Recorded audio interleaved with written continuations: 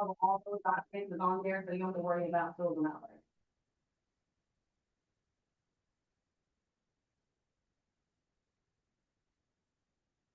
Okay, good morning, ladies and gentlemen. I'd like to welcome you to County Court at Law Number 2.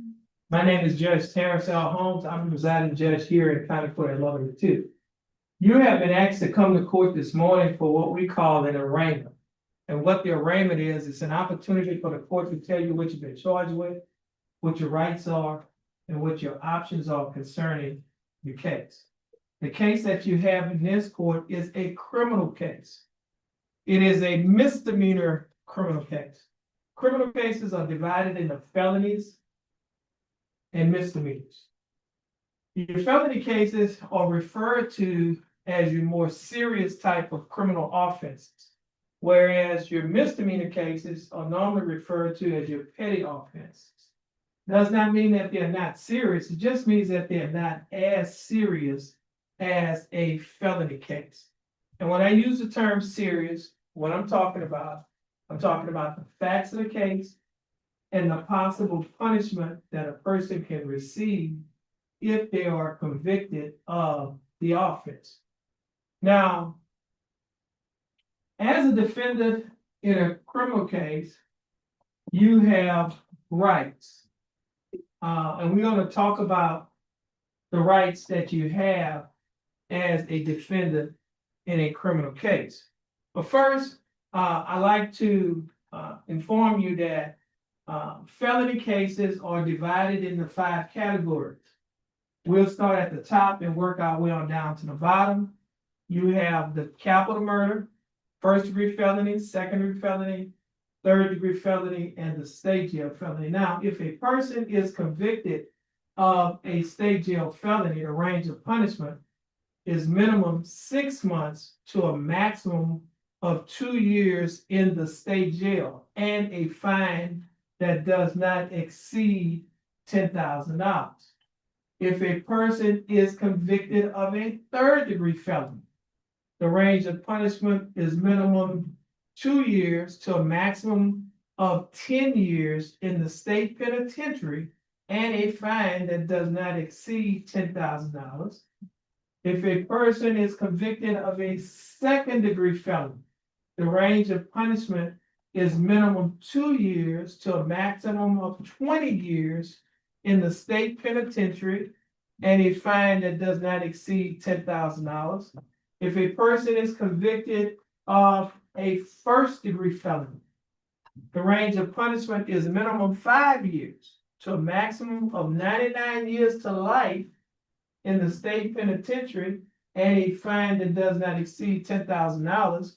If a person is convicted of a capital murder, the range of punishment is life in the state penitentiary without the possibility of parole or death by lethal injection. And as I mentioned to you earlier, your case is a misdemeanor case, so you don't have to worry about those type of punishment. Now, misdemeanors are divided into 3 categories. We'll start at the top, work our way down to the bottom. You have the Class A misdemeanor, the Class B misdemeanor, and the Class C misdemeanor.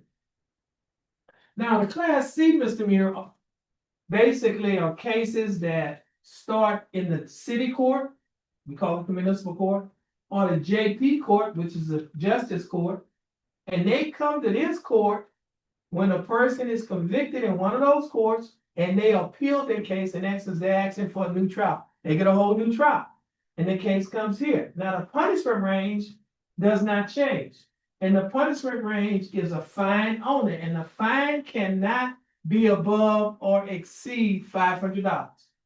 Can't get jail time. You could get fined for a Class C misdemeanor. An example of a Class C misdemeanor is a speed ticket, or not wearing your seatbelt, or having expired inspection sticker. Those are type Class C misdemeanor. Now, if you fail to pay the fine, or if your fine was converted to community service and you fail to perform the community service, then the court can issue a warrant for your arrest. We call that a capious pro fine. It just simply means that a warrant is issued for your arrest for you to either pay the fine or for you to sit the fine out in jail. And if you sit the fine out in jail, you will be given $100 credit toward the fine and court costs for every 1 day or for every day that you spend in jail. All right. Now, the next highest misdemeanor, the lowest is a C, the next highest is a B. For the class B misdemeanor, the range of punishment is minimum 0 days to a maximum of 180 days, which is 6 months in the county jail, or a fine that does not exceed $2,000, or you could be given both such jail time and a fine. Now, the highest misdemeanor is a class A misdemeanor. And with the class A misdemeanor, the range of punishment is minimum 0 days to a maximum of 365 days, which is a year, in the county jail, or a fine that does not exceed $4,000, or you could be given both such fine and confinement. Now, you may be eligible for probation. And if you get probation, obviously you don't go to jail, you serve your time out, you're out in the public. And so there are 2 types of probation. One type of probation is called unadjudicated probation. Unadjudicated probation. And the other type of probation is called adjudicated probation. And the difference between the two is as follows. With unadjudicated probation, it does not result in a conviction on your record. And if you successfully complete the unadjudicated probation, you will not have a conviction on your record, and the case will be dismissed. And you may qualify for what is called a non-disclosure. A non-disclosure means that your record is sealed to the general public. In essence, the general public cannot have access to the fact that you received unadjudicated probation or deferred probation on this case. Now, however, if with the unadjudicated probation, as I mentioned to you earlier, your record is sealed, the operative word is sealed to the general public. General public means most of the public. Now, there are certain governmental agencies that can have access to the record, but most of the public is general public. So most of the public, if it's not listed in the Texas Code of Criminal Procedure as one of those governmental agencies, they cannot have access to it. All right. Now, the next type of probation is called adjudicated probation. With adjudicated probation, it does result in a conviction in your record. However, there's something that is called judicial clemency, whereby the judge can set that conviction aside, which means you will no longer have a conviction. Now, in order to qualify for judicial clemency, 3 things has to happen. You have to successfully complete the probation. There cannot be any more time left on the probation.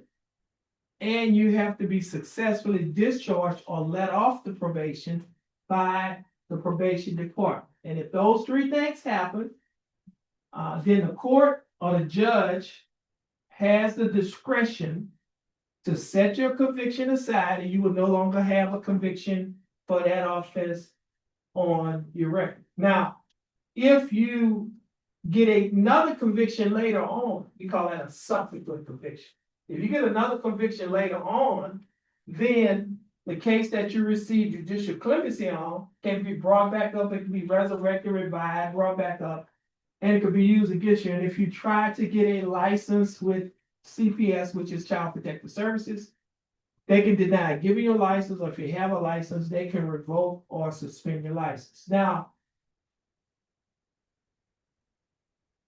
everyone who is here for court should have a clipboard. And I'm going to go over the paperwork with you on the clipboard. Now, the first long sheet, I'm not dealing with the short form. That's the first long sheet should be titled judge's explanation of rights to defendants without attorney.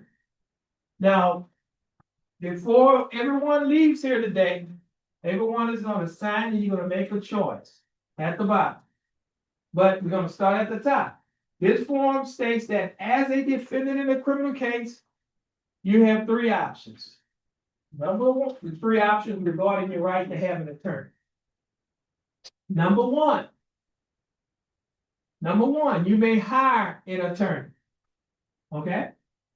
Number two, if you can't afford to hire an attorney, you may request or you may ask the court to appoint you an attorney.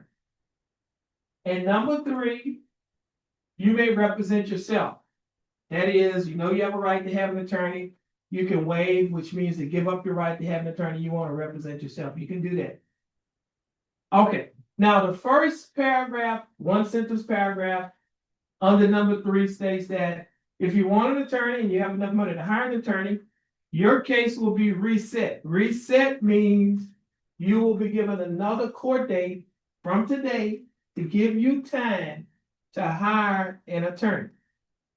The second paragraph states that if you want an attorney, but you do not have enough money to hire an attorney, you may request that an attorney be appointed to represent you.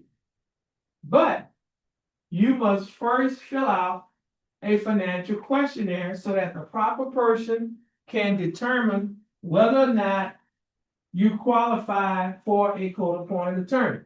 Now, the financial questionnaire, this is only for people who will be requesting a court-appointed attorney. If you are not requesting a court-appointed attorney, you don't have to worry about this document. Okay? Only people who will be requesting a court-appointed attorney. So if you're requesting a court-appointed attorney, you would have to fill out the first page of this document that is titled Jefferson County Affidavit of Indigence. And once you finish filling out the first page, you go to the second page. And on the second page, you would have to fill out 2 spots. One is at the top that's titled Defendant's Oath. You'll fill this portion out. And then you go down to the middle portion where it says Unsworn Declaration by Defendant. You'll fill out this portion and then you'll stop.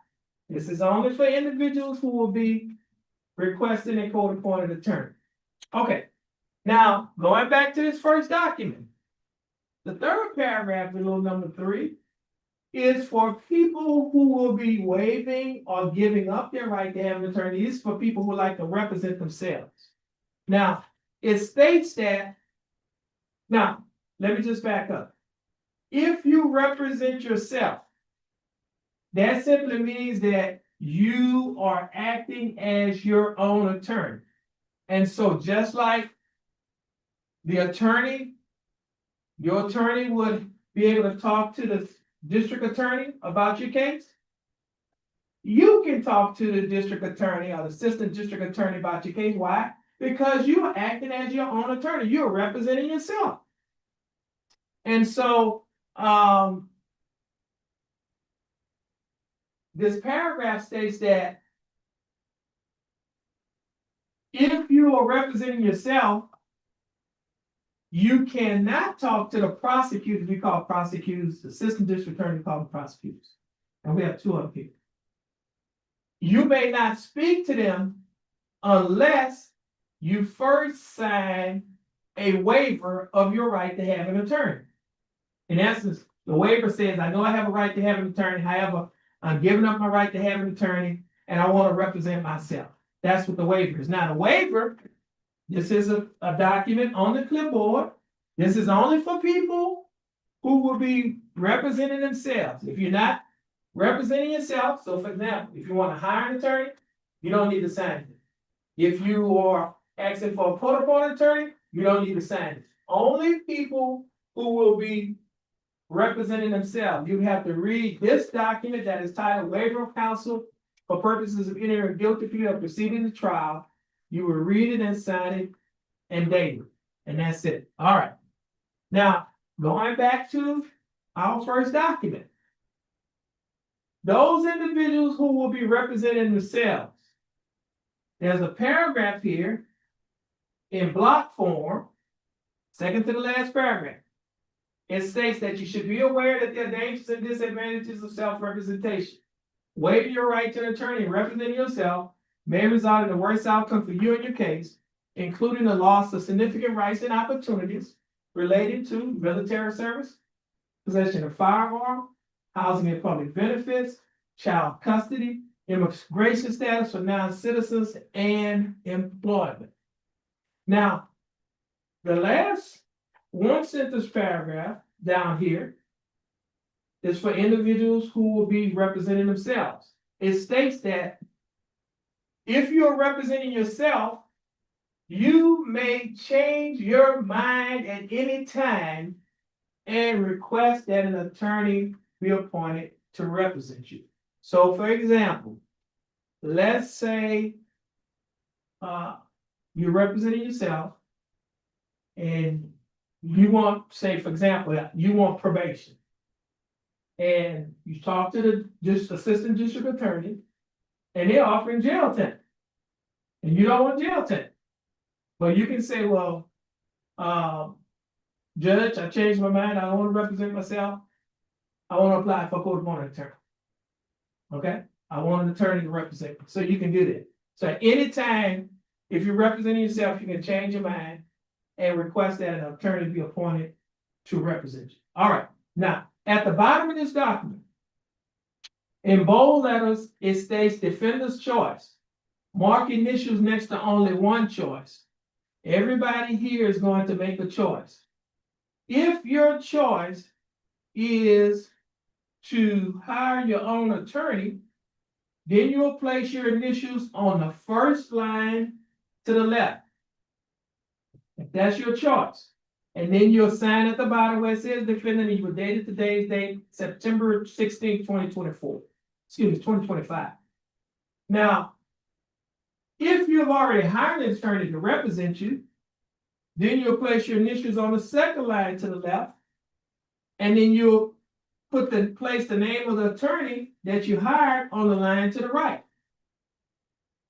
If you would like to apply for a court-appointed attorney, then you'll place your initials on the third line to the left at the bottom. If you have already been appointed a court-appointed attorney to represent you in this case, then you'll place your initials on the fourth line to the left and the name of the attorney on the line to the right.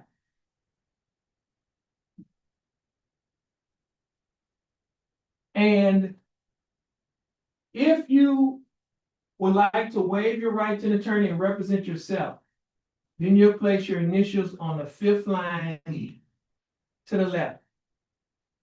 Now, once you have finished initialing one of these 5 lines, then you'll place your name on the line that's titled defendant, and you will date it today's date, September 15th of 2025. Do we have any questions? Okay. All right, so just a brief recap. Everybody's going to sign, initial this form. If you want to hire an attorney, put your initials on first line to the left, sign it and date it, and this is the only form you have to sign.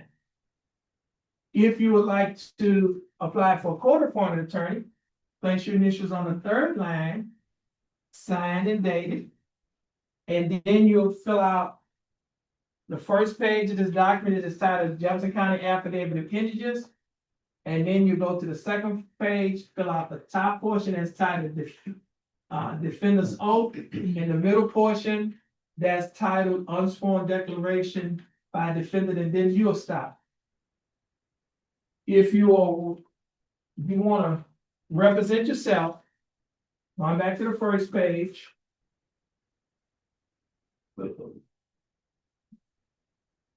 Yeah, if you want to represent yourself, then you'll place your initials on the fifth line, the last to the left, and then you'll sign and date it, and then you'll fill out the form that is titled Waiver of Counsel for purposes of entering a guilty plea. You'll read this document, sign it, and date it. Okay. All right, now, we're going to give everyone an opportunity to fill out those forms, okay? Everybody's gonna get an opportunity to fill out those forms, but now, before we finish filling out the forms, I need to inform you that, as a defendant in a criminal case, you can enter one of three types of pleas. One type of plea is you can enter a plea of not guilty. If you enter a plea of not guilty, you're telling the court that you did not commit this offense that you have been charged with. Or you can enter a plea of guilty. If you enter a plea of guilty, you're telling the court that you committed the offense that you have been charged with. Or you can enter a plea of no contest. If you enter a plea of no contest, you're telling the court that you will not be contesting or you will not be fighting the charges. Now, as a defendant in a criminal case, you have a right to have a trial by jury. Where Mr. Cook is sitting, that area over there, we call that the jury box. 6 citizens from Jefferson County will be selected as jurors in your case. Like if you entered a plea of not guilty, you wanted a jury trial, 6 citizens will be selected as jurors in your case. They will listen to all of the evidence that's being presented in court. They will listen to the arguments of the lawyers. And then they will retire, go into the jury room to deliberate, and then they can either find you not guilty or guilty. You also have a right to waive your right to have a jury trial. Waiving means giving up your right to have a jury trial. If you waive or give up your right to have a jury trial, you still can have a trial. You can have what is called a bench trial. And what a bench trial is a trial by judge only. The judge will be the judge and the jury in the case. The judge will listen to all of the evidence, listen to the arguments of the lawyers. The judge will apply the facts to the law, and then the judge will decide to find you either not guilty or guilty. You also have a right to say, okay, I don't want to have a trial at all. I want to plead guilty or no contest. And I want to either my lawyer talk to the prosecutor, or if I'm representing myself, I would like to talk to the prosecutor to see if we can work out something. Something that I'm talking about, we call it a plea bargain agreement. It's that if you're trying to work out a settlement on your case, we call that a plea bargain agreement. Okay? There are 2 types of plea bargain agreements. Now, one type is called an agreed plea bargain agreement. An agreed means that you and the district attorney's office, I usually refer to them as the state, have come to an agreement regarding your punishment. So, for example, the example I used earlier is that you wanted probation. And say the state said, okay, we're going to offer you probation. We're going to offer you unadjudicated probation. And you say, oh, that's what I want. And then that's an agreement that you and the state have. That agreement comes before the judge. The judge could do one of 2 things. The judge can accept that agreement or reject that agreement. If the judge rejects your agreement, you can tell the judge, well, judge, since you rejected my agreement, I take my plea back. In essence, I'm not pleading guilty or no contest because you're not following the agreement. Okay? You can do that. You have a right to withdraw your plea. Now, if the judge accepts the agreement that you made with the district attorney's office, then let's say in 30 days, because you have 30 days to appeal your case or file a motion for new trial. In 30 days, you might say, you know what? I think I've been wrongfully convicted, or the state committed an error by convicting me. I'd like to appeal my case. If the judge follows the agreement and you decide that in 30 days you want to appeal your case, you have to get permission from the judge to appeal your case. If the judge gives you that permission, your case is going to leave this court and go right upstairs to the 9th Court of Appeals. There are 4 justices up there, they will review your case. They can do one of 2 things. They could grant or deny your appeal. If they grant your appeal, they can simply find you not guilty, case over. Or they could send the case back down to this court and order this court to give you a whole new trial. Or if they deny your appeal, then you can appeal your case to a higher court than a Ninth Court of Appeal. You can appeal it to the highest criminal court in Texas. It's called the Texas Court of Criminal Appeals, located in Austin, Texas. Now, you would have to file what we call a pro se petition for discretionary review. Now, pro se petition, I'll explain that to you. Pro se means you represent yourself, pro se. And you are asking or petitioning the court in Austin to review your case. Why? To see whether or not your appeal should have been granted, or whether or not this court wrongfully convicted you or committed an error by convicting you. They can do one or two things. They can grant or deny your petition. If they grant your petition, they can simply find you not guilty, case over. Or they can send the case back to the Ninth Court of Appeals with orders, or they can send it down here to this court with orders.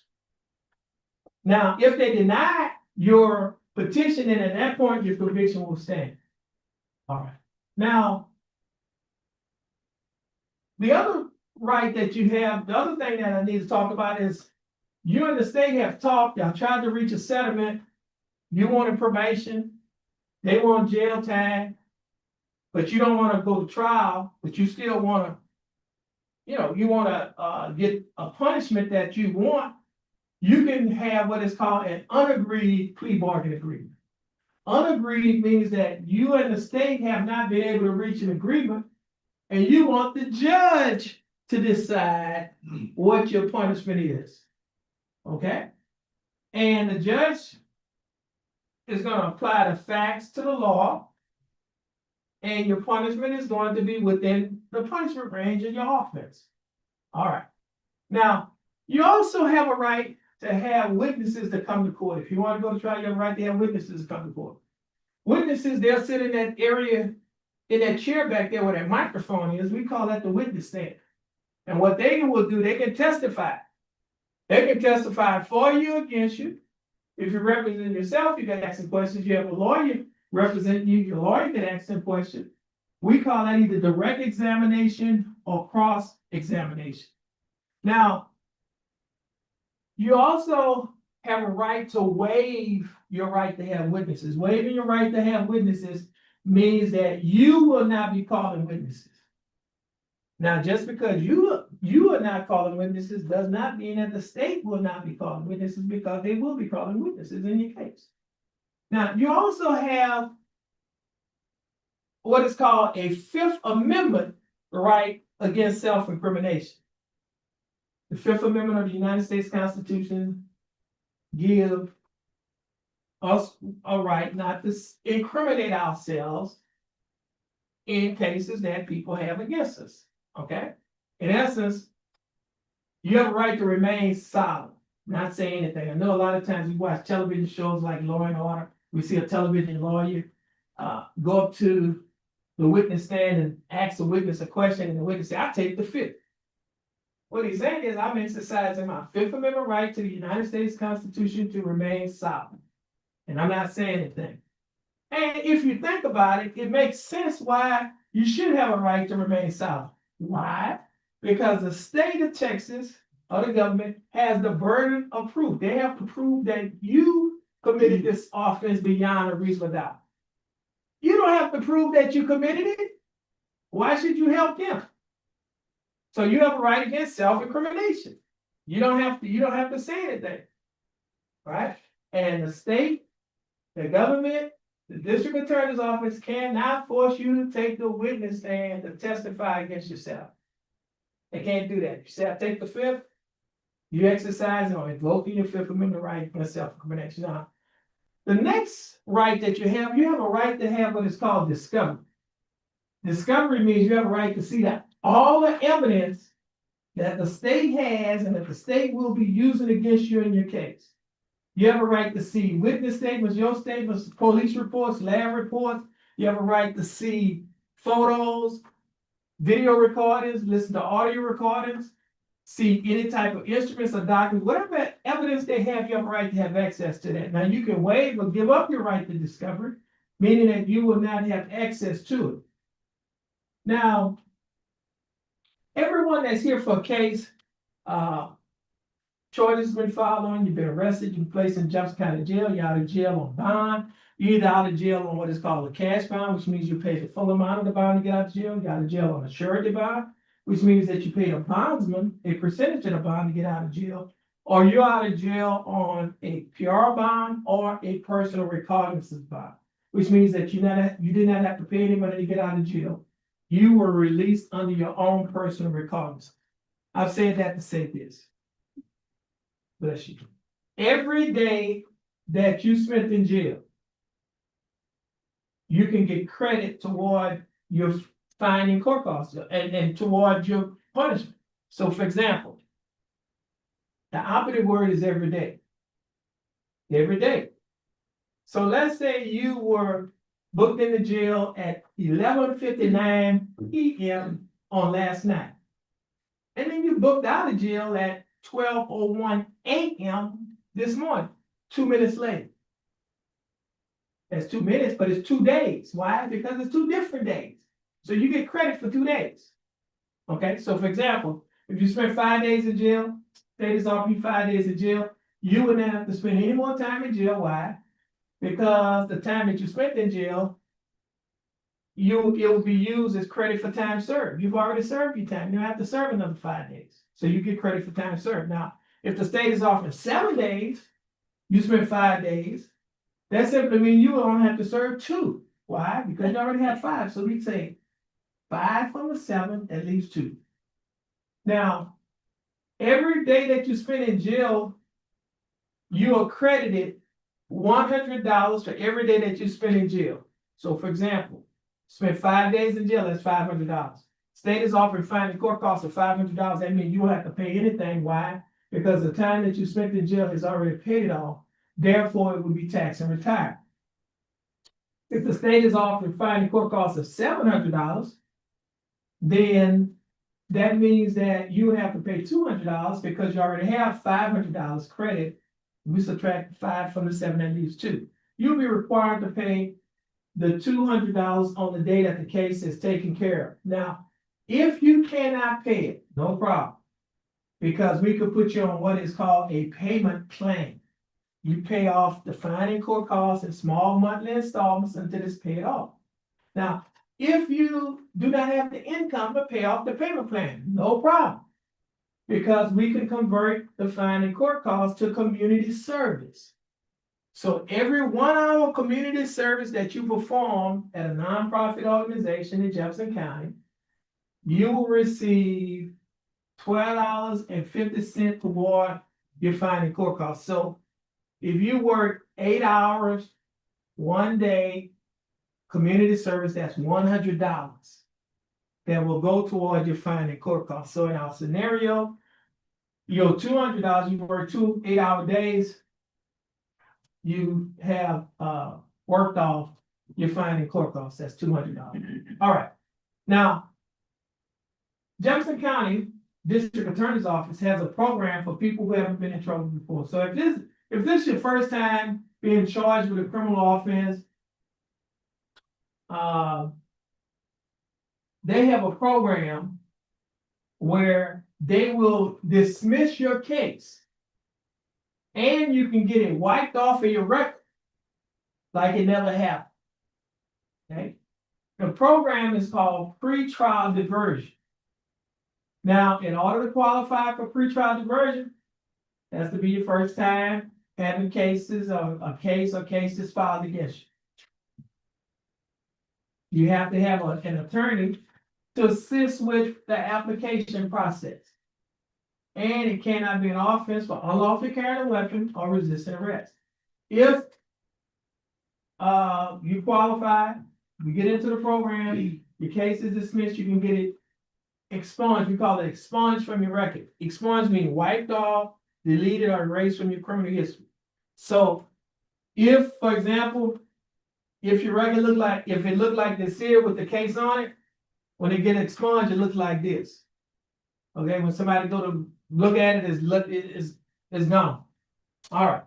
Now, if you're a veteran of any one of the branches of the United States military, the district attorney's office also has a program that is called Veterans Court. That program is for veterans only. Now, what they will do, you get into the program, you complete the program, they will dismiss the case.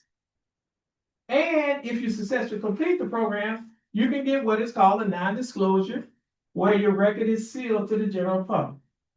In order to qualify, you just have to be a veteran of any one of the branches of the United States military. That's it. All right. Now, this court, County Court at Law Number 2, Jefferson County, Texas, has a program that God led me to start within the first 100 days of taking office. The program is called the Community Safety, Initiative, normally referred to as the CSI program. And with that program, we have partnerships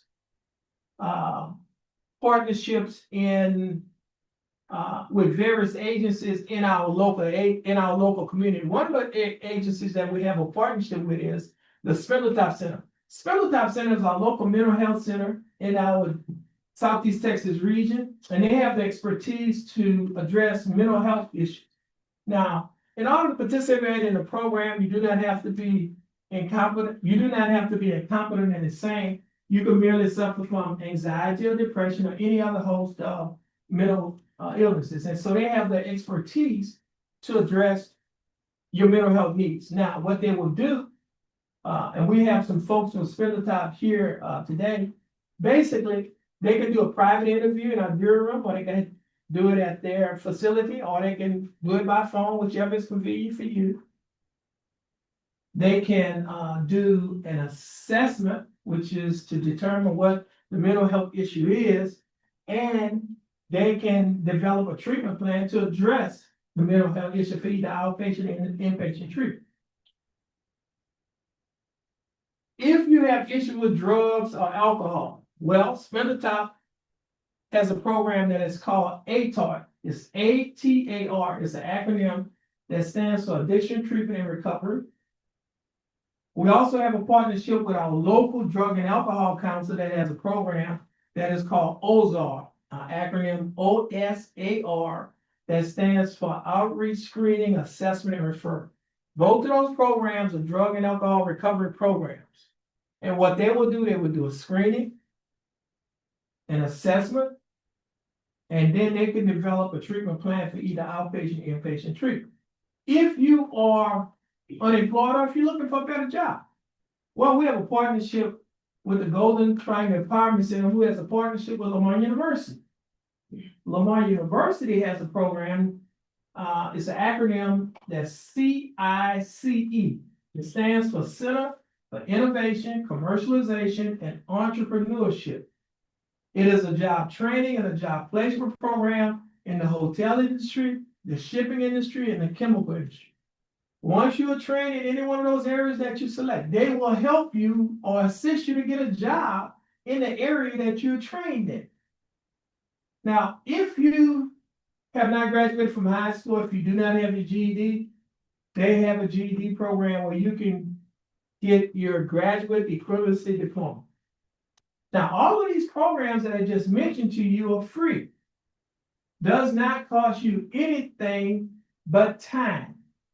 And I like to say in this court, we don't just give time, we take our time.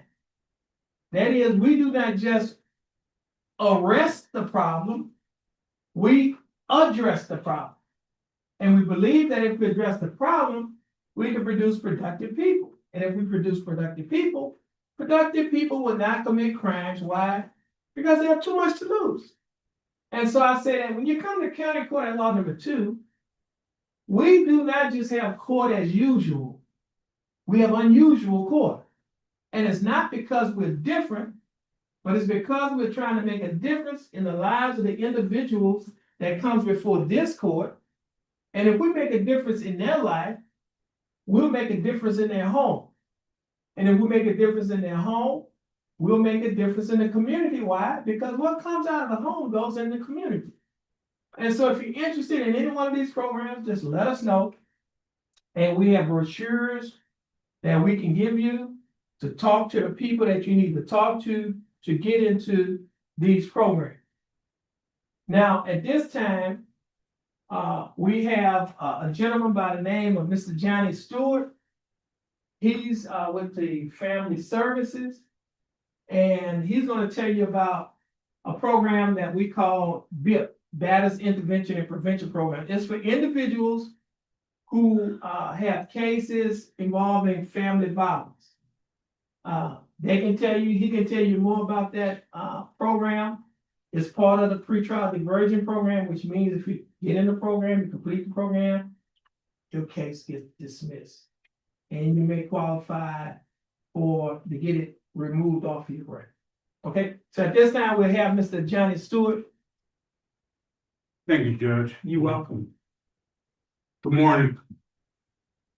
My name is Johnny Stewart, and I'm the Batteries Intervention and Prevention, the acronym is BIP, Director at Family Services. Yeah, I may know Family Services by the Women's and Children's Shelter that we have, but we also have a prevention program that we call the BIP program. The BIP program is 18 weeks, 2 hours, one class per week, 2 hours per group. And once you complete that program, you could possibly have all your case dismissed and also have it removed from your record. This program is just like the judge said, we're trying to change behaviors. Okay, if you have a case concerning family violence, and it's your first time, please consider entering in this program because, man, I tell you what, it's been very successful. I've been doing this for 24 years. I've seen a lot of successful individuals come through our program, men and women, okay? We want to change behaviors to keep people coming back. That's what we're all about. That's what this court is about. That's what the judge is. So if you have an opportunity to get in the program, I'll have some flyers over here. I'll put some over there. Please take an opportunity to get in this program so you can work on changing behaviors. They help not only yourself, but help your balance. Thank you very much. Thank you, Judge. Okay, you are. And at this time, we're going to have Mr. David Cook. He's with Texas Care. He's going to tell you about the program that Texas Care has to offer as well. Thanks, Judge. Good morning. My name is David Cook. I'm a peer support specialist with Texas Care. I love being a part of this program. It's really cool. And a lot of courts do this, so take advantage of it if you can. Community resources help me in my struggle. I've kind of been sitting in the same area, not in this court, but it's super helpful that they would allow this or even push for this mental health thing. So I really enjoy being here. It's really pretty cool. Texas Care, we work with children and adults. So if anybody has any children that might need some services, we do crisis intervention, skills training and development, targeted case management, individual therapy, evaluations and assessments, and we work alongside Spinal Top and also, and we just pull all of our resources together to see to give people the best mental health help they can get. But yeah, if you can, if you need any services, feel free to form on your clipboard if anybody's interested in taking services, or if you know somebody, there's some flyers up there, and just spread the word. Keep this thing going. It's pretty cool to be a part of it. Okay, thank you, Mr. Cook. Now, at this time, we have some folks from Spindle Top and Jefferson County Sheriff's Office. We have Caitlin, she's with Spindle Top, and we have mental health Deputy DeVille. Thank you. Morning, Josh DeVille, I'm with the Sheriff's Office. I'm with the Mental Health Division, and I'm partnered with Caitlin, who is with she's a qualified mental health professional. And we passed out some forms there for y'all to fill out. If y'all need any kind of assistance, such as mental health, substance abuse, anything like that, can you just put your good contact information, phone number, name, email, check the appropriate boxes of however you want to be contacted. And we'll turn it over to Caitlin. She's a professional. So the little form at the top of your clipboard, it should be like smaller than most of the papers on there. This is an optional form. You do not have to fill it out. This is not a court document. This is spindle top paper. So, most of it is pretty self-explanatory on how you're supposed to fill it out. In the section that says resources that you need assistance with, or I think it says resources that you need help with. Most of it is if you check the box next to the resource, then I will email you or text you a form or a website that will give you instructions on what to do so you can receive that resource. If you were to check mental health, which could be depression, anxiety, or PTSD, or substance use, which could be any types of drugs or alcohol, then we can help you get into spinal tap services or any services within the area that can help you with that. You can talk to people who have counselors, therapists, you can talk to doctors that administer medication if you're interested in that. We have support groups and we have support classes for substance use. And anything else that you can think of, if we don't have it, we can help you find that resource. And it doesn't have to be for spinal tap again, it could be from any mental health resource within the Golden Triangle. If you have any questions, you can ask me when we pick up papers. You can write that you have a question on your paper and I can call you and we can talk about it. If you'd like to talk to me in person today, then when the judge is done with you, I'll come and find you out here and I'll pull you to a back room so we can talk privately. But if you'd rather I just call you, just check the call box and then I'll get to you within the week, or a coworker of mine will get to you within the week. Again, this is optional. You do not have to fill this out. You can turn it in with your clipboard blank if you don't want any services. And if you already wrote on it and you don't want services, then just keep it, throw it away, it doesn't matter. Just so we don't have your information, so you don't have to worry about us contacting you, okay? All right, thank you guys for your time. Okay, thank you, Caitlin and Deputy DeField. Sir. Okay, now, ladies and gentlemen, the paperwork that you have on the clipboard, we're gonna give you time to fill that paperwork out. If you need assistance with filling the paperwork out, we have our court personnel who's here, including myself, who will be happy to assist you with filling out the paperwork. Now, it's gonna take a little time for you to fill the paperwork out, and then once you fill the paperwork out, we're going to pick that paperwork up, and then we're gonna call you to the bench one at a time. And we're gonna put you into one of three categories. One category is you want to hire an attorney. Another category is you would like to have an attorney appointed to represent you. Now, if you qualify for a court-appointed attorney, your attorney will be appointed before you leave here. All right? The third category is if you like to waive your right to attorney, represent yourself. If you waive your right to attorney, represent yourself, you'll be able to talk to one of the assistant criminal district attorneys to see if you have to work out a settlement. If a settlement is worked out on your case, that case will be taken care of this morning. Okay, now, as I mentioned to you earlier, it's gonna take us a little time to pick up the paperwork from you. And if you need to use the restroom, there are two restrooms right outside in the hall. The male restroom or the men's restroom is in front of County Court at Law number 3. And the female restroom or the women's restroom is in front of 172nd District Court. You'll be allowed to use the restrooms. Please do not leave the courthouse. If you leave the courthouse and your name is called and you're not here, your bond will be forfeited and a warrant will be issued for your arrest. And you'll be arrested. You'll be placed in the Jefferson County Jail. I'm sure you have to bond out again. And guess what? We'll have to go through this all over again. Okay? And so, just be mindful that you're allowed to use the restrooms. When you finish, you come back into the courtroom. The other thing is, at the top of the document, if we look at the judge's explanation, it says the state of Texas versus, and there's a line, print your name on that line. Print your name on that line. Because the reason why is because when we see your signatures, we may not be able to read some signatures. Can't tell who the person is. But if you print your name, we'll be able to match the name with the signature. Okay, and so, yes. Yes, you can do the same right there if you got the affidavit of indigence, yes, you can do the same. Now, be mindful that we're still in court, so you need to conduct yourself accordingly. All right, and before we go into recess, do we have any questions?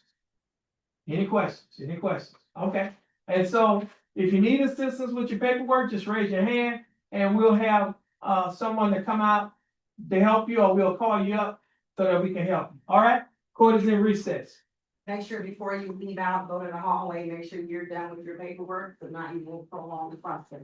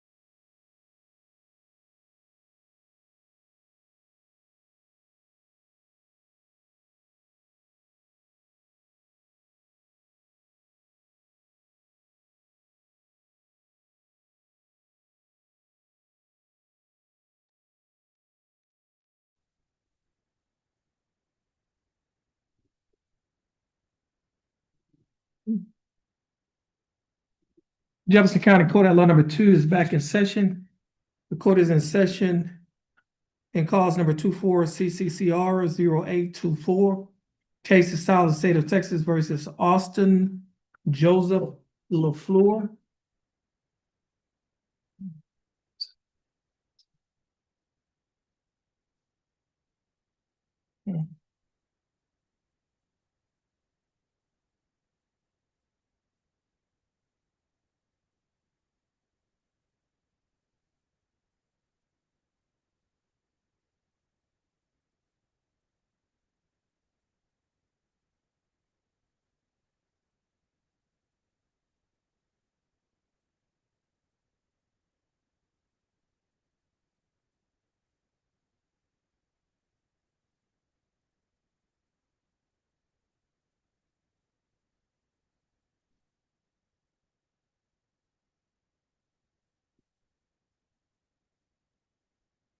Mr. LaFleur, your full name is Austin Joseph LaFleur? Yes, sir. Mr. LaFleur, would you please raise your right hand?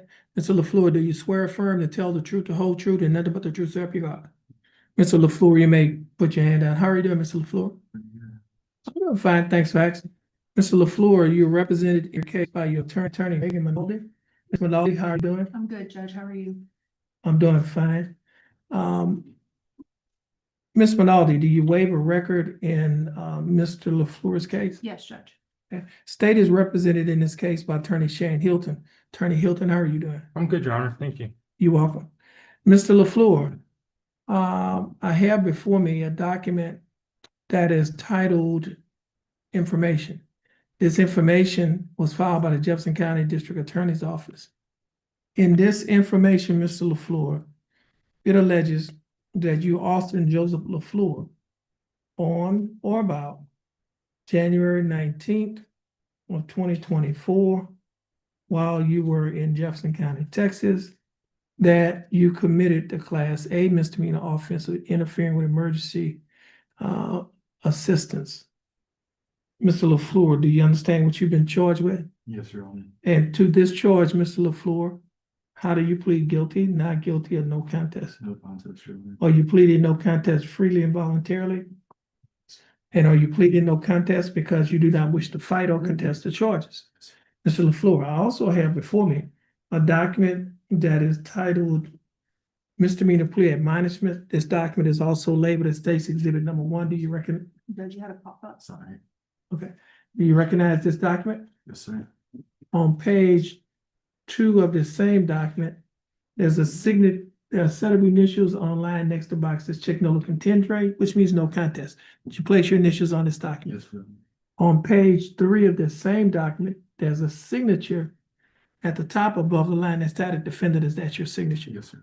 On the next document that's titled Trial Court Certification of Defendant's Right of Appeal, do you recognize this document? Yes, sir. And is this your signature on the line that's titled Defendant? At the top of this document, there are 2 boxes checked. First box that's checked states that this is a plea bargain case and you have no right of appeal. Do you understand that statement? Second box that's checked states that you're waiving your right to an appeal, which means you're giving up your right to an appeal. Do you understand that statement? Yes, sir. I also have a document on paper that is titled Discovery Certification. Do you recognize this document? Yes, Your Honor. And is this your signature on the line that's titled Defendant? Yes, sir. Mr. LaFleur, before you sign and initial these documents, did your attorney go over these documents with you? Yes, Your Honor. Did you understand everything that your attorney went over? Yes, Your Honor. Is everything in these documents true and correct to the best of your knowledge? Yes. Mr. LaFleur, are you a citizen of the United States? Yes, sir. State offers State's No. Exhibit 1. No objections to State's Exhibit number 1. Ms. Minaldi, you have advised and counseled Mr. LaFleur. Is there any evidence that he is currently mentally incompetent to stand trial? No, Judge.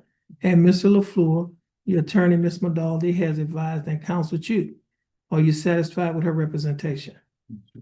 Has she provided full, effective, and competent legal representation? Yes. Mr. LaFleur, I will accept your plea of no contest. I will find that you are mentally competent to stand trial. I will also find that your plea and waivers were freely and voluntarily given, and I will also find that there is sufficient evidence to find you guilty beyond a reasonable doubt. State, do we have a plea bargain agreement? Yes, we do, Your Honor.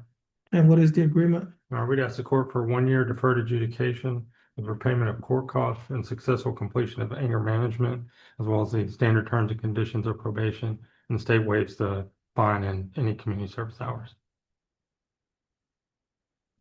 Okay. Ms. Minardi, were you appointed in this case? No. Okay. What's the court cost?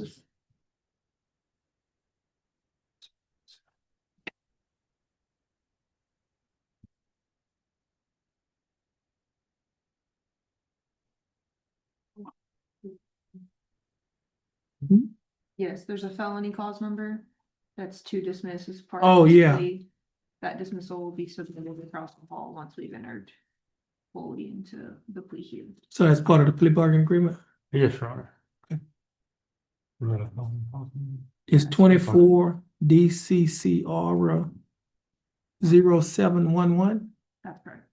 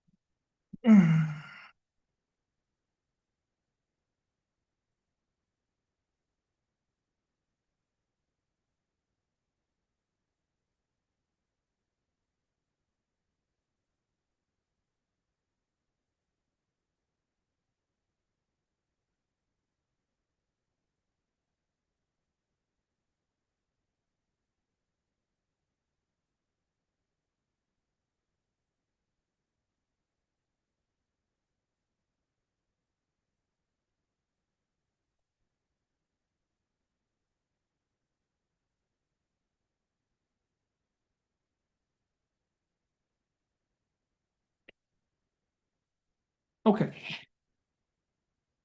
Mr. LaFleur, the state is offering that you serve 1 year deferred adjudicated probation. During the 1 year probationary period, you'll not be required to pay a fine because that is being waived. The court cost in this case is $277. You will also be required to pay a probation fee of $60 a month, your analysis fee of $15 a month, reimbursement fee of $15. Your total monthly installments, that is the total amount that you will be required to pay each month, is $108 a month. Will you be able to pay the $108 each month? Yes, sir. You will not be required to perform any community service. That will be waived. You will be required to attend and complete an anger management class, as well as adhering to other standard terms and conditions of this probation. Cause number 24 DCCR 0711, which is a felony case, will be dismissed. Mr. LaFleur, do you understand the state's offer? Yes, sir. Do you think that the state's offer in your case is fair and just? Yes, sir. And do you accept the state's offer? Yes. Okay, Mr. LaFleur, I'll follow the plea bargain agreement that you have entered into with the state. Now, Mr. LaFleur, if you successfully complete this probationary period, this case will be dismissed. It will not result in a conviction in your record, and you may qualify for a non-disclosure. You can talk to your attorney about the non-disclosure, whereby your record will be sealed because she is quite competent in those matters. Now, Mr. LaFleur, 27, okay, I was 27 once for 365 days, okay? And Mr. LaFleur, I see that you did not come here alone. You have some folks here with you. Who do you have here with you? My brother and my grandparents. Your brother and your grandparents. Thanks, folks, for coming down here with Mr. LaFleur. Now, Mr. LaFleur, I know sometimes, young people put a lot of stock in their friends. These days we say that they're my BFF, best friends for life, or my ride or die. These people will be with me through thick and thin. But on days like today, when you need a friend, that when you need that ride or die, when you need that BFF, they're not here. Okay? Because they have something, they figured, well, they have some other, something else to do better than come down here and stand here with you. Okay? But those folks that did come here today, your brother and your grandparents, there was nothing else in this world that will stand in the way of them being here today. This was more important than anything else in the world, to be here with you. You know why they're here? Not only support, because they love you. Okay? That's why they're here. I tell people this all the time. Everybody's not your friend. Everybody's not your partner. But when those folks say they got you, they got you. So I know that you might feel as though, you're walking through a storm, because you're in this trouble. But let me tell you this here, Mr. LaFleur. Remember this, when you're walking through a storm, hold your head high. Don't be afraid of the dark. At the end of the storm, there's a golden sky and a sweet silver song of a lark. Walk on through the wind, walk on through the rain, though your dreams be tossed and blown. Walk on with hope and with hope in your heart, and you'll never walk alone. So when you're drowning in the sea of confusion, just remember this, hope floats. So hang on to hope. And Mr. LaFleur, some people might look at this as a stumbling block, but you could look at it as a stepping stone. And people use stepping stones to reach higher heights. And I said that to say this, whatever you want to accomplish in life, you still can accomplish, okay? So continue to pursue your dreams, okay? And you're going to reach those dreams. And those same people that's here today, you're going to make them proud of you because they know what you have on the inside of you, okay? So, folks, thanks for coming out here with Mr. LaFleur. And Mr. LaFleur, before the day is over, you need to get that lady that you call your grandmama a big kiss. And you need to hug all of those people that's here, your brother and your grandfather. Get them a big hug, okay? And let them know that everything is going to be all right, okay? And just do that. And Mr. LaFleur, I just like to tell you folks, don't give up on it. Just hang on. I tell people, hang on, don't hang up. All right? And he'll be all right. All right? So you're welcome. Now, Mr. LaFleur, you're gonna stand by the bailiff, sign the paper. Once you finish signing the paper, you're free to go. And you have a blessed day. And Ms. Minaldi, thank you for everything. Thank you, Judge. You're welcome.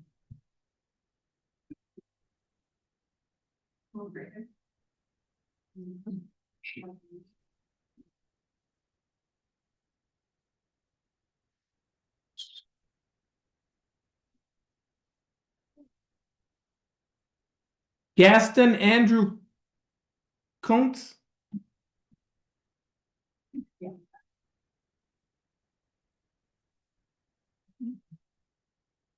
You can come forward. Who is? Okay. Do you need it? If she wants to, don't worry about it, Mr. Kuntz. Kunzi. Now let me ask you this here. Do you pronounce your name Kuntz? Kunzi. Kunzi. TSN. Gaston. Gaston is the name? Okay, Gaston Kunzi. Okay. They always call him Gaston. Okay, yeah, I know. I just like to pronounce it the way you pronounce it. Gaston Kunzi. Gaston Kunzi. Kunzi. Kunzi. How you doing, Mr. Kunzi? Doing all right, Your Honor. How are you? All right, I'm doing fine. Thanks for asking. I see that your mom wanted to come up with you. Very stubborn. Well, she just being a mom. And I'm scared. Okay, but guess what? I'm worried and scared because the Don't, guy. Miss, okay, hold on, Miss Kunzi, Miss Kunzi, listen this here. Listen, now, Miss Kunzi, now, there's nothing to be scared about. Because Miss Kunzi, I have before me, a document that is titled Judge's Explanation of Rights to Defendants Without Attorney. And Mr. Kunzi, first of all, would you raise your right hand? You swear affirm to tell the truth, the whole truth, and nothing but the truth, so help you No, God. sir. Okay, now, Do you recognize this document? Is this your signature on the line that's titled defendant? Correct. And are these your initials on the line that state you would like to apply for, that you would like to hire your own attorney? Correct. Okay. Now, before you sign this and initial this document, did you read it? Yes. Did you understand what you read? And is everything in this document true and correct to the best of your knowledge? Okay. Now, Mr. Kunze, your case will be reset, meaning that you'll be given enough time to hire your attorney. And then once your attorney is hired, your attorney is going to send this court a letter informing this court that you have hired them to represent you. And then your attorney, that case is going to be reset to give your attorney time to interview you, go over the evidence, get the evidence from the state, and then your next court date, your attorney is going to come here and tell us what they want to do in the case. Okay? So only thing that's going to happen here today is that your case is going to be reset. You're going to be given another court date to give you time to hire your attorney. Now, if you are unable to hire your attorney by this court date, no problem. You come back in, tell the court the efforts that you made to hire an attorney, and let the court know whether or not you can still afford to hire an attorney. And if you talk to the attorney, you just need a little bit more time to gather the funds to hire the attorney, then the court will give you the time that you need. Okay? So, Mr. Kunze, you're going to have a seat in that first chair. Wait for your name to be called. Once your name is called, you'll go to the window and get your case reset, and you'll be free to go, and you have a blessed day. Thank And you have a blessed day as well, man. Okay, here you go. Okay, she already has it reset. All right. You're pretty on service. Hmm? Okay, you're free to go. Tawana Leger, That door's locked. do you pronounce it Leger? Yes.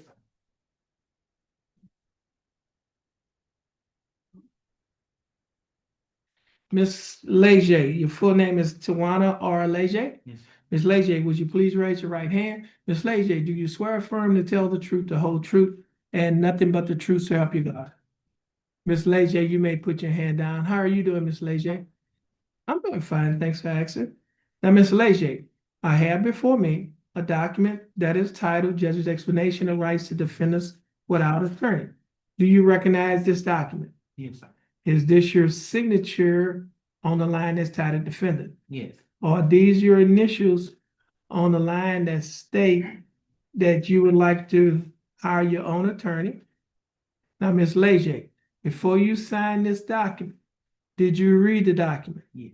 And did you understand what you read? Yes, sir. Is everything in this document true and correct to the best of your knowledge? Yes. Okay, Ms. Leger, your case will be reset to give you an opportunity to hire an attorney.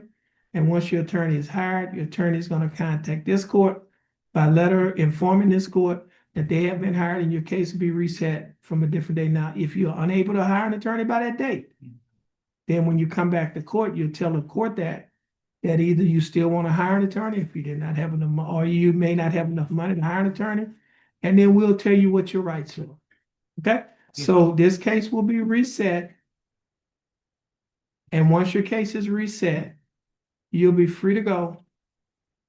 And you have a blessed day. You too. Thank you. Thank you. There you go. Twyla King.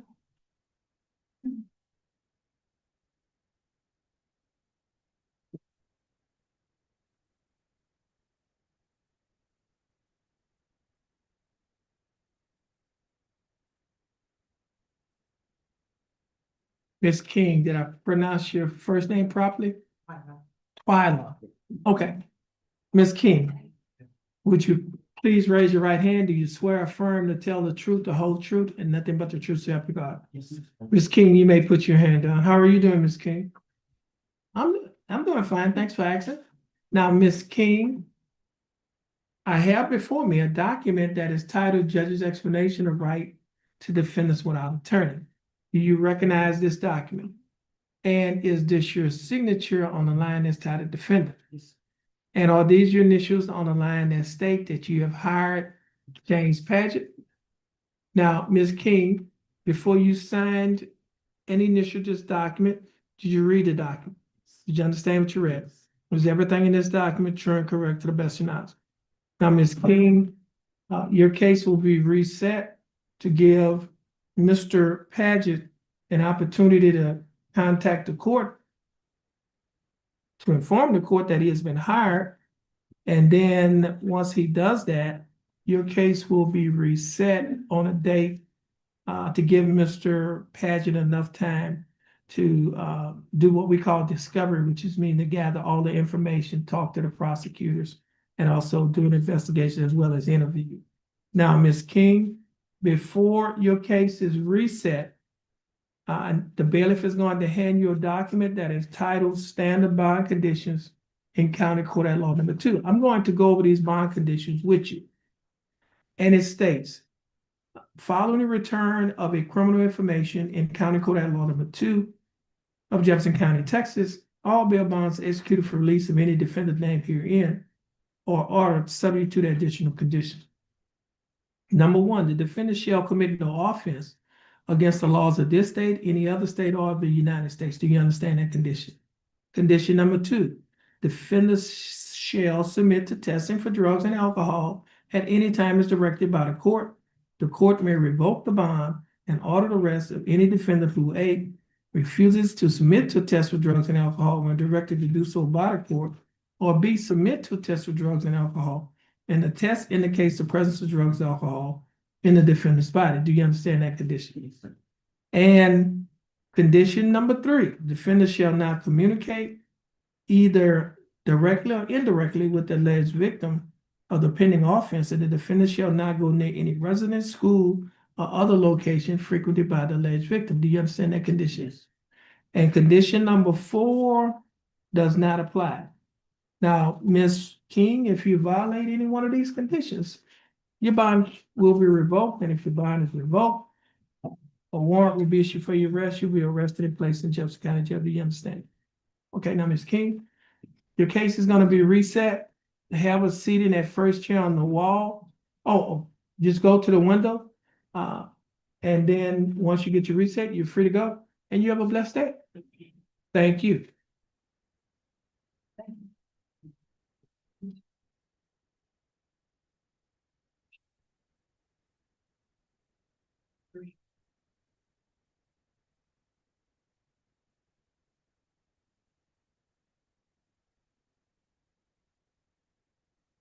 Minus.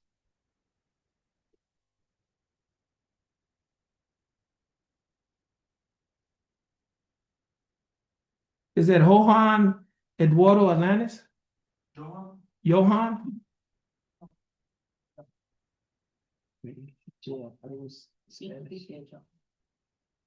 Okay. Okay, Mr. Atlantis, your full name is Johan Eduardo Atlantis? Yes, sir. Mr. Atlantis, would you please raise your right hand? Do you swear or affirm to tell the truth, the whole truth, and nothing but the truth, so help you God? Yes. Mr. Atlantis, you may put your hand down. How are you doing, Mr. Atlantis? Doing good, how about you? I'm doing fine, thanks for asking. Mr. Atlantis, I have before me a document that is titled Judge's Explanation of Rights of Defendants Without Attorney. Do you recognize this document? And is this your signature on the line that's titled defendant? Yes. And are these your initials on the line that state you'd like to have your case reset to hire your own attorney? Yes, sir. Okay, now, Mr. Atlantis, before you signed and initialed this document, did you read the document? Yes, sir. Did you understand what you read? Yes. Is everything in this document true and correct to the best of your knowledge? Yes, sir. Okay, Mr. Atlantis, I read your answers. Based on your answers, this case will be reset. We give you an opportunity to hire your own attorney. Once your case is reset, you'll be free to go. And you have a blessed day. Your attorney, if you hire an attorney, he will contact the court, informing the court that he has been hired or he or she has been hired, and then your case will be reset. But if that doesn't happen, you need to be in court on the date that she gives you. Yes, sir. Okay? All right. Thank you, have a good day. Okay, and make sure if you hire an attorney, make sure your case is reset on a different date. If not, you need to be here. Yes, sir. All right, you stand in front of the court coordinator.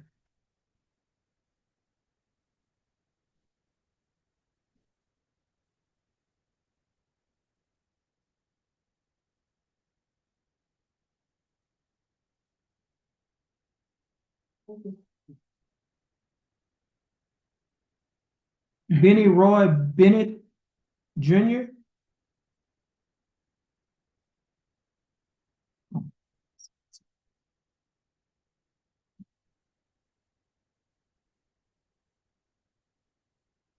Mr. Bennett, your full name is Benny Roy Bennett Jr.?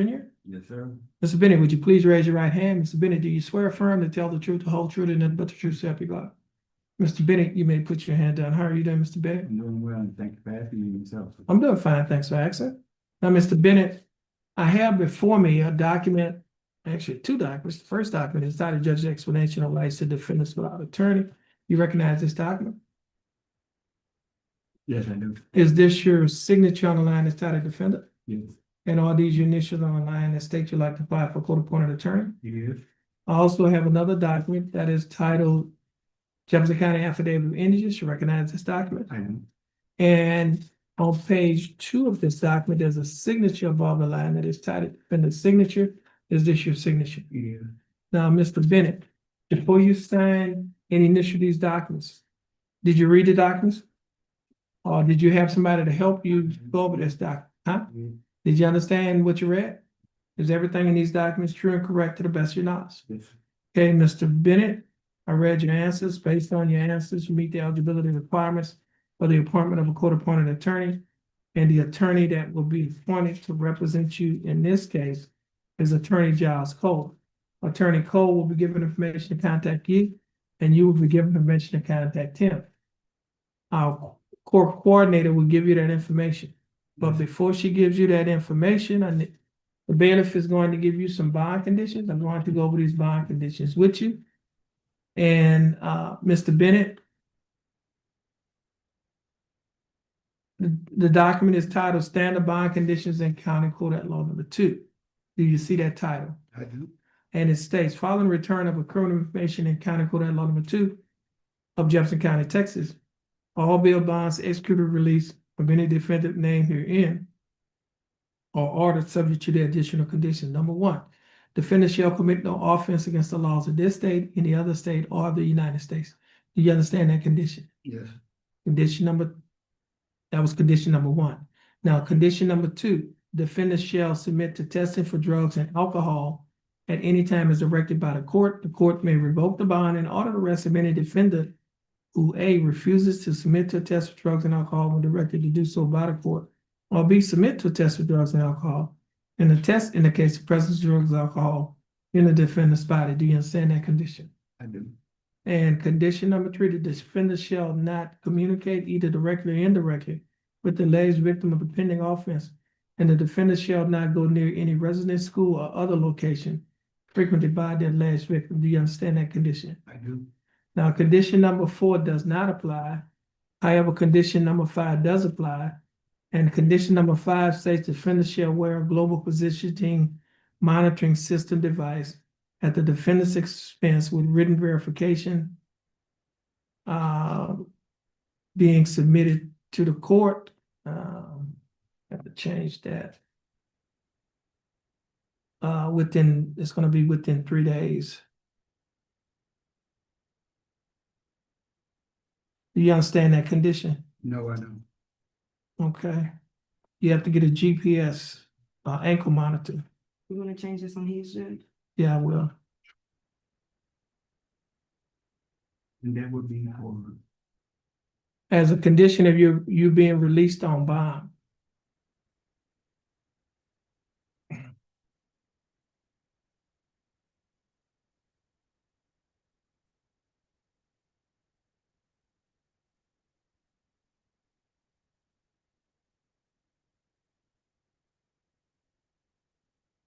Now, if you violate any one of these conditions, your bond can be revoked, and if your bond is revoked, you go, a warrant will be issued for your arrest.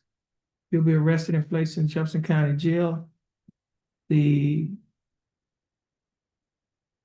court coordinator can give you a list of places that you can get the ankle monitor. And you need to, again, provide proof to the court within 3 days that you have it. Okay, Do I have to pay for this much? yes. Yes, you have to pay for it. Okay. You can stand, you're gonna have him take a seat. Just have a seat in that first chair on the wall.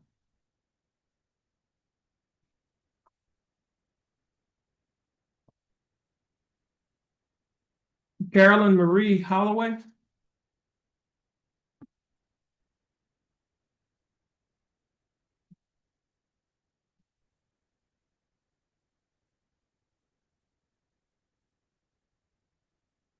Ms. Holloway, your full name is Carolyn Marie Holloway.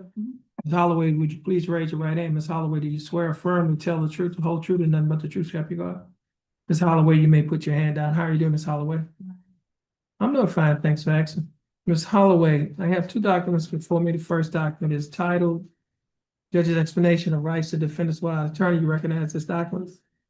And is this your signature on the line that's titled defendant?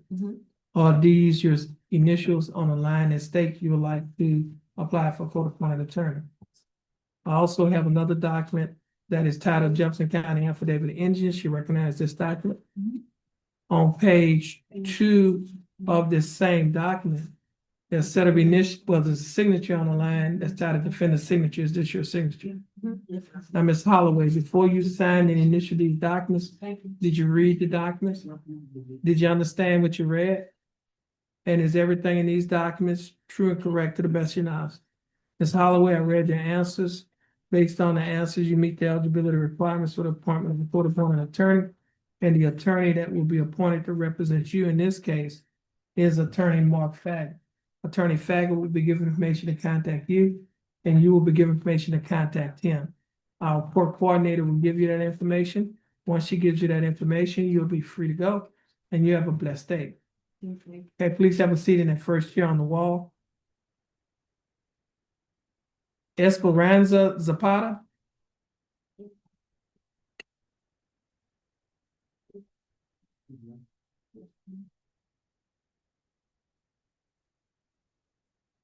Okay. Ms. Zapata, your full name is Esperanza Zapata? Yes, sir. Ms. Zapata, would you please raise your right hand?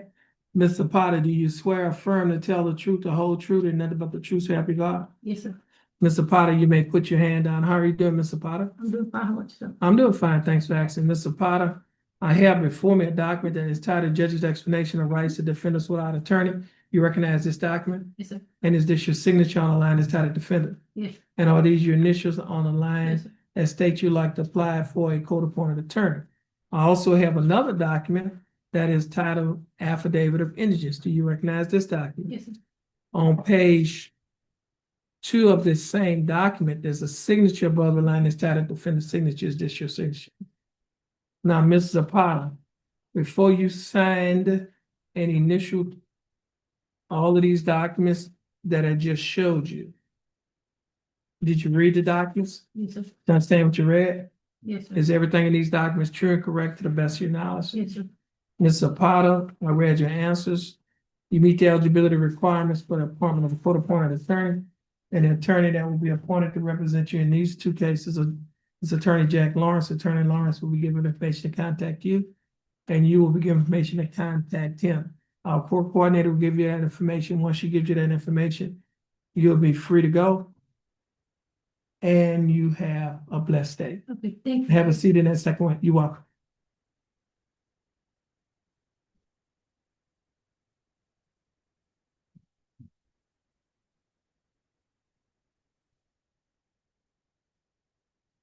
Derazia Johnson.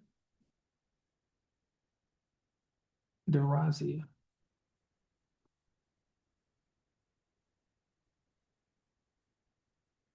So, Ms. Johnson, your name is Derazia Danelle Johnson? Danae. Danae? Mhm. Okay.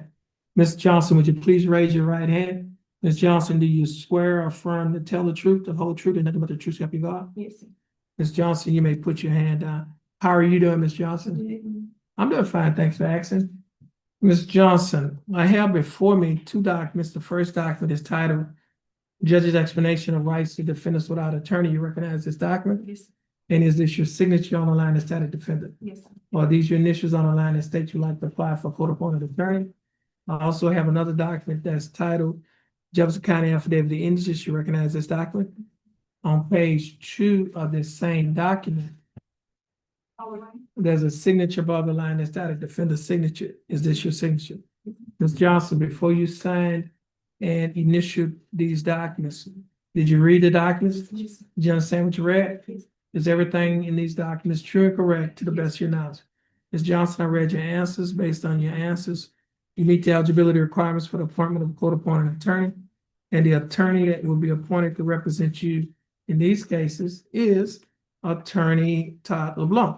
Attorney LeBlanc will be given information to contact you, and you will be given information to contact him. Our court coordinator will give you that information. Once she gives you that information, you'll be free to go. And you have a blessed day. Please have a seat at first chair on the wall.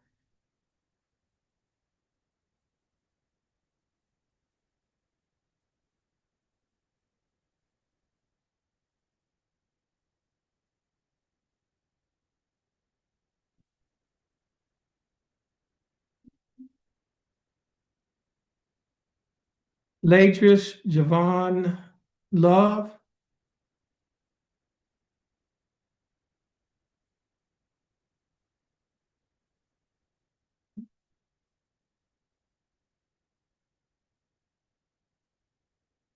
Mr. Love, your full name is that Ladris? Ladarius? And how you pronounce your middle name? Javon. Javon Love. Okay. Darius, would you please raise your right hand? Do you swear or affirm to tell the truth, the whole truth, and nothing but the truth, so help you God? Yes. You may put your hand down. How are you doing, Mr. Love? That's good. Now, Mr. Love, I have before me two documents. The first document is titled Judge's Explanation of Rights to Defendants Without Attorney. You recognize this document? Yes. Is this your signature on the line that's titled defendant? Yes. And are these your initials on the line that state you like to apply for a court-appointed attorney? Yes. I also have another document that is titled Affidavit of Indigence. You recognize this document?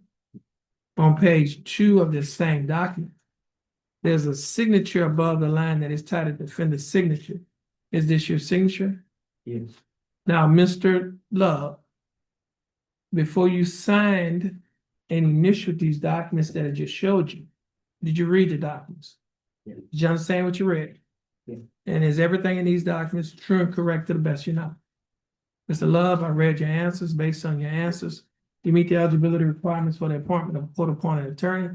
And the attorney that will be appointed to represent you in this case is Attorney John Macy. Attorney Macy will be given information to contact you, and you will be given information to contact him. Our court coordinator will give you that information. Once she gives you that information, you'll be free to go, and you have a blessed day. Please have a seat in that first chair on the wall.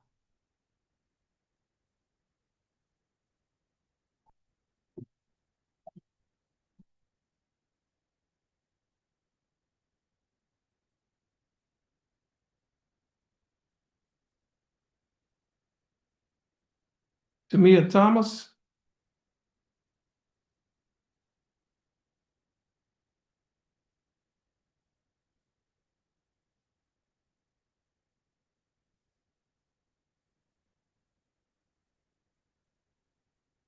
Ms. Thomas, your full name is Tamia R. Thomas? Yes. Okay, Ms. Thomas, would you please raise your right hand? Ms. Thomas, do you swear or affirm to tell the truth, the whole truth, and nothing but the truth, so help you God? Ms. Thomas, you may put your hand down. How are you doing, Ms. Thomas? I'm doing fine, thanks for asking. Ms. Thomas, I have before me two documents. The first document was titled Judge's Explanation of Rights to Defendants Without Attorney. You recognize this document? Is this your signature on the line that's titled defendant? And are these your initials on the line that state you like to apply for court-appointed attorney? I also have another document that is titled Jefferson County Affidavit of Indigence. You recognize this document? And Is this your signature on the second page above the line is titled defendant? Signature. Now, Ms. Thomas, before you sign and initial these documents, did you read the documents? Yes, sir. Did you understand what you read? And is everything in these documents true and correct to the best of your knowledge? Ms. Thomas, I read your answers. Based on your answers, you meet the eligibility requirements for the appointment of a court-appointed attorney. An attorney that will be appointed to represent you in your case is Attorney Jennifer DeLage. Ms. DeLage will be given information to contact you. You will also be given information to contact her. Our court coordinator will give you that information. Once she gives you that information, you're free to go. And you have a blessed day. Please have a seat in the chairs on the wall.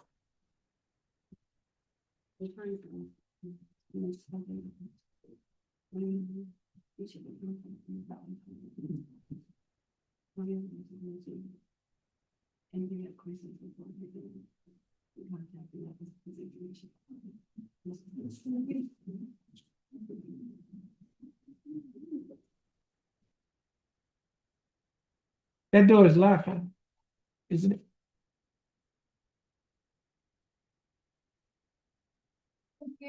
You're welcome. That's the clip. Oh.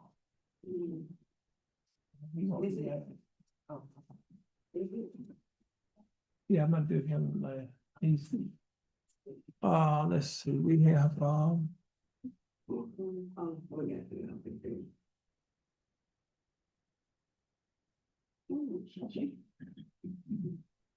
Michael Denzel Harvey.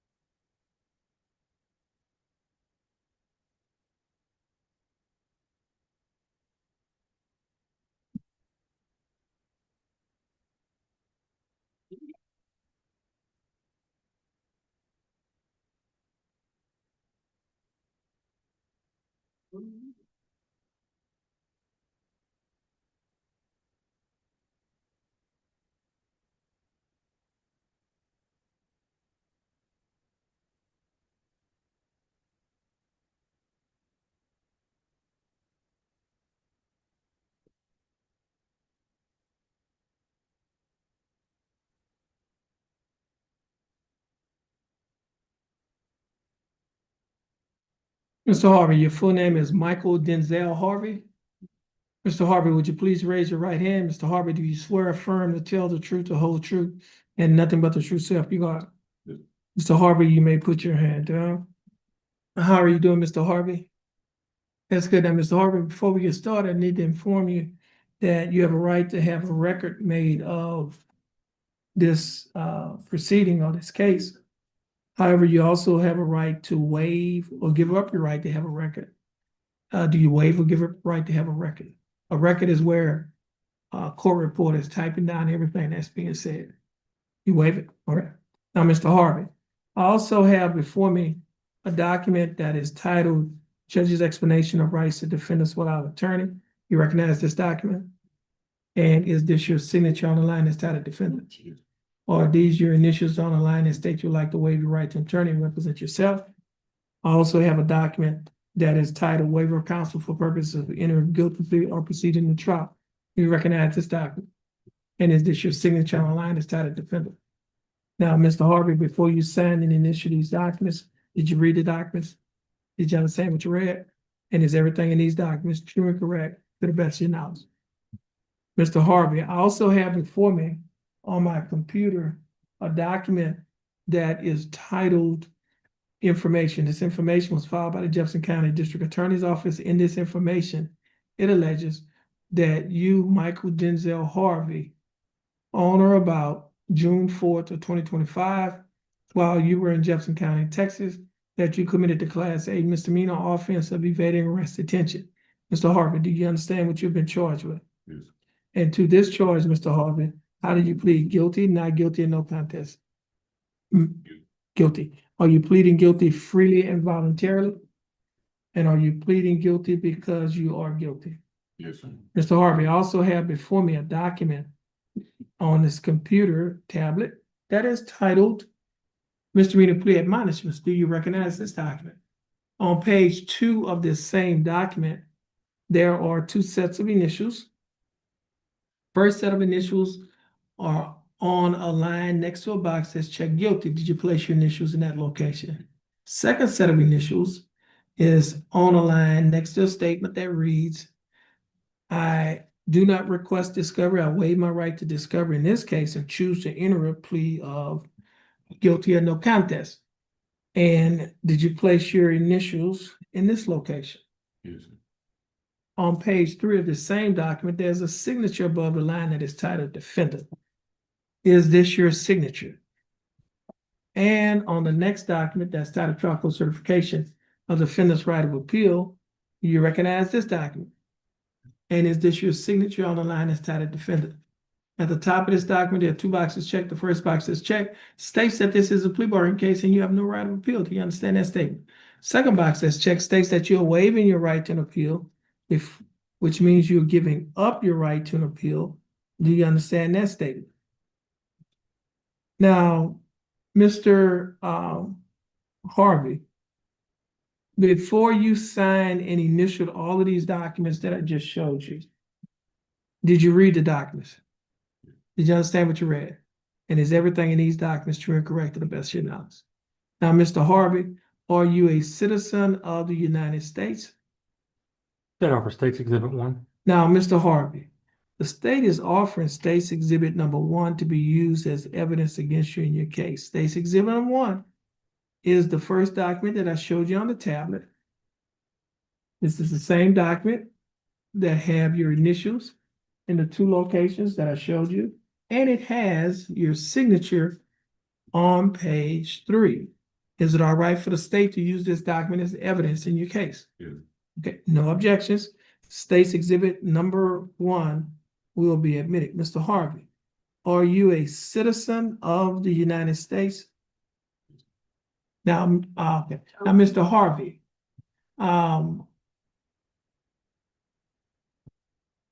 is there any evidence that you are currently mentally incompetent to stand trial? Mentally incompetent means that you have a mental illness, so you have, okay. And it basically says, you don't understand what you're doing because of that mental illness. Okay. So you understand what you've been charged with. You understood everything that you read. You understand the rights that you're waiving, and everything in this, your waivers is freely and voluntarily given. Okay. Now, the court is going to accept your plea of guilty. The court will find that you are mentally competent to stand trial. The court will also find that your plea and waivers was freely and voluntarily given. The court will also find that there is sufficient evidence to find you guilty beyond a reasonable doubt. State, do we have a plea bargain agreement? Yes, we do, Your Honor. And what is the agreement in this case? We'd ask the court for 1 year deferred adjudication with a fine of $300, repayment of court costs, and 40 hours of community service. And Mr. Harvey has 2 days credit to go towards his fine and court costs.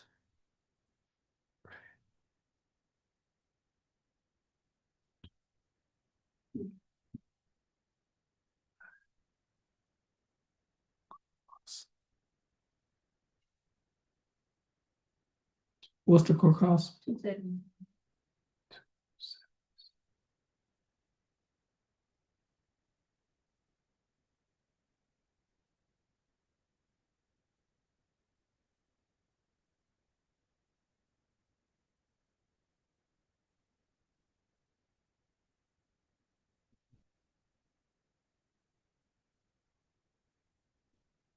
Yeah.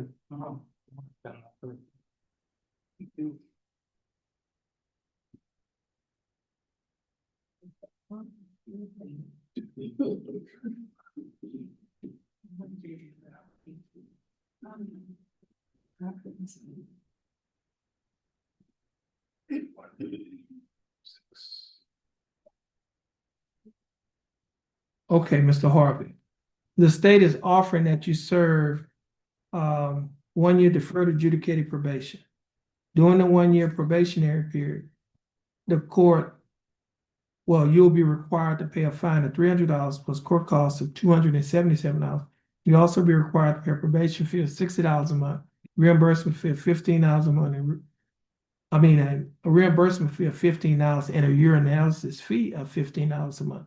Your total monthly installments, that is the total amount that you will be required to pay each month. Maybe that should be reduced. You also have 2 days credit. Let me do this here. That's gonna reduce the amount. So that'll be 2. Okay.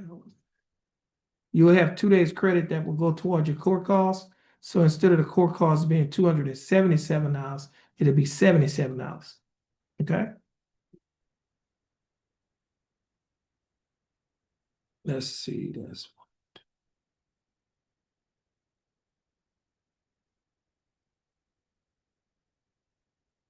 Okay, so your total monthly installments will be $117 a month. Are you able to pay the $117 a month? Okay. You'll also be required to perform 40 hours of community service and adhere to the other standard terms and conditions of this probation. Now, Mr. Harvey, do you understand the state's offer? Do you think that the state's offer in your case is fair and just? Do you accept the state's offer? Mr. Harvey, I'll follow the people are in agreement that you have entered into with the state.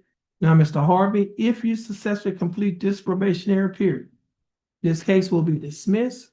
It will not result in conviction on your record, and you may qualify for a non-disclosure. You can talk to an attorney about a non-disclosure. Okay, now, Mr. Harvey, you're going to have a seat in that first chair, wait for your name to be called. Once your name is called, you'll go to the window and you have a blessed day. No. And you're actually gonna follow the directions of the bailiff.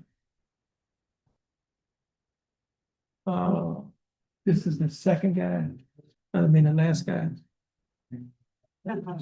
Lewis.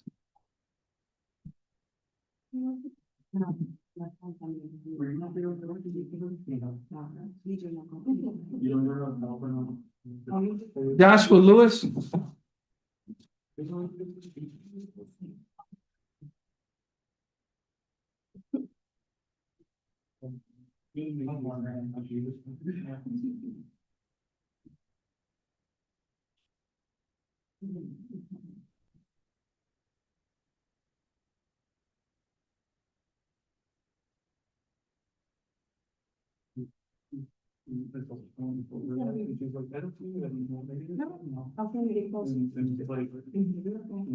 I did this. She put.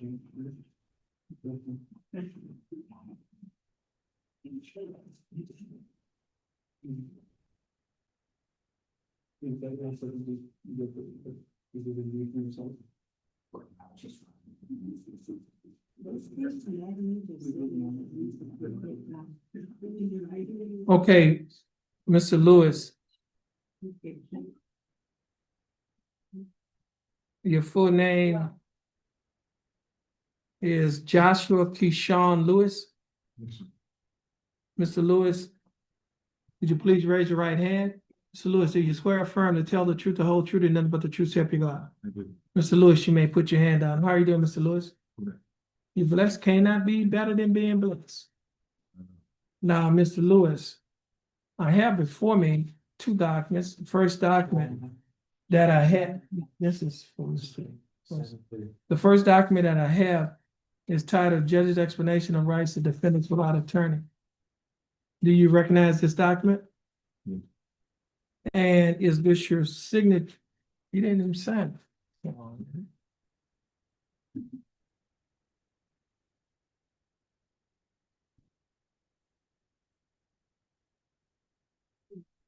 You need to sign and date it.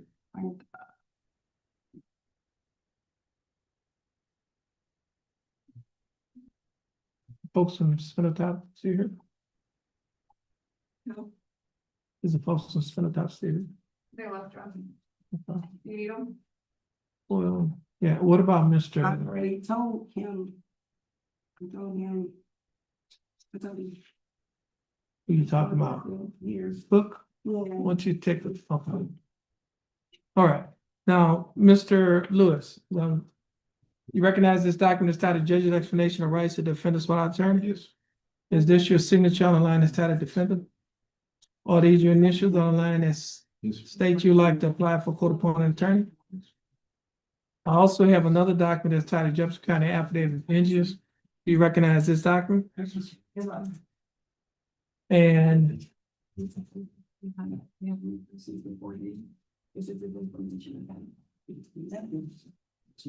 is this your signature on the line that's titled Defendant's Signature? Yes. Now, Mr. Lewis, before you signed and initialed these documents, did you read the document? Yes. Did you understand what you read? Is everything in these documents true and correct to the best of your knowledge? Okay, Mr. Lewis, I read your answers. Based on the answers, you meet the eligibility requirements for the appointment of a court-appointed attorney. And the attorney that will be appointed to represent you in this case is Attorney Lori Perazzo. Attorney Perazzo will be given information to contact you. And you will be given information to contact her. Our court coordinator will give you that information. And once she gives you that information, you'll be free to go. I'm gonna go off the, put this on mute.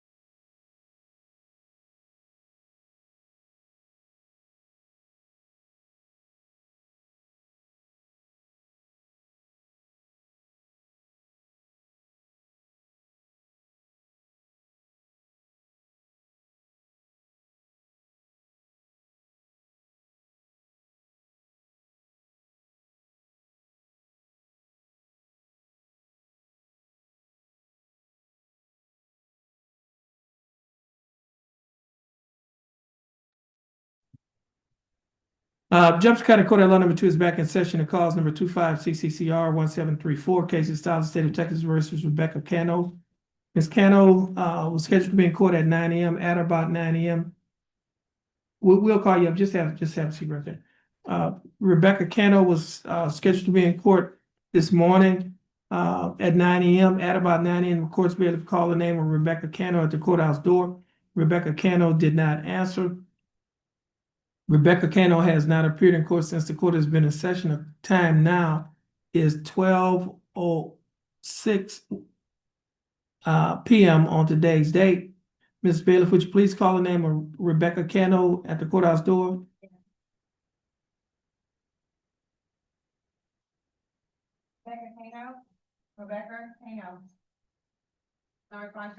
Rebecca Cano's name was just called again at the courthouse door. Rebecca Cano did not answer. A reasonable time has passed to give Ms. Cano an opportunity to appear in court. State, do you have a motion? Statements for bond forfeiture. That motion will be granted. Rebecca Cano's bond will be forfeited and a warrant shall be issued for her arrest in cause number 25 CCCR 1734. Next case is cause number M323104, case of style of the state of Texas versus Jacob Garza. Jacob Garza was scheduled to be in court this morning at 9 a.m. At about 9 a.m., the bailiff called the name of Jacob Garza at the courthouse door. Jacob Garza did not answer. Jacob Garza has not appeared in court since the court has been in session. The time now is 1:07 p.m. on today's date of September 16th, 2025. Ms. Bailiff, would you please call the name of Jacob Garza at the courthouse door? Jacob Garza. No response, Your Honor. Jacob Garza's name was just called at the courthouse door. Jacob Garza did not answer. A reasonable time has passed to give Mr. Garza an opportunity to appear in court. He has not appeared in court. State, do you have a motion? Statements for bond forfeiture. That motion will be granted. Jacob Garza's bond will be forfeited and a warrant shall be issued for his arrest in cause number M323104. Next case is cause number 25 CCCR 1604, case of style of the state of Texas versus Genesis Cartwright. Genesis Cartwright was scheduled to be in court at 9 a.m. on today's date of September 16, 2025. At about 9 a.m. on today's date, the bailiff called the name of Genesis Cartwright at the courthouse door. Genesis Cartwright did not answer. Genesis Cartwright has not appeared in court since the court has been in session. The time now is 12:09 p.m. on today's date. Ms. Bailiff, would you please call the name of Genesis Cartwright at the courthouse door? Genesis Cartwright. No response, Your Honor. Genesis Cartwright name was just called again at the courthouse door. Genesis Cartwright did not answer. A reasonable time has passed to give Ms. Cartwright an opportunity to appear in court. She has not appeared in court. State, do you have a motion? Statements for bond forfeiture. That motion will be granted. Genesis Cartwright bond will be forfeited and a warrant shall be issued for her arrest in cause number 25 CCCR 1604. And this will conclude the calling of the court's arraignment docket on today's date. September 16, 2025 in County Court at Law number 2, Jefferson County, Texas. Judge Terrence Holmes presiding. Prosecutors, you're excused. Everyone, all right, everyone, please have a blessed day.